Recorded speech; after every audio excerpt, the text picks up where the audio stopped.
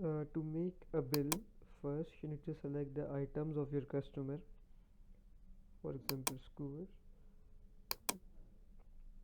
save, open a product. You can add discount from here. For example, it is total 10, I want to give 2 dirhams discount. Then you need to click on save.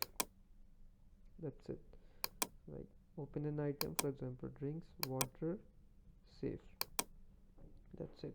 After that, if you need to print the bill, just press on continue, cash, and print invoice. But if you don't want to give the bill, you just want to save it without printing, then click no print.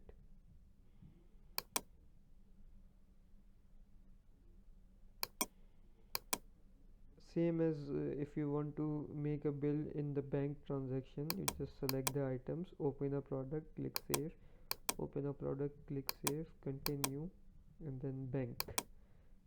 Same, continue. That's it.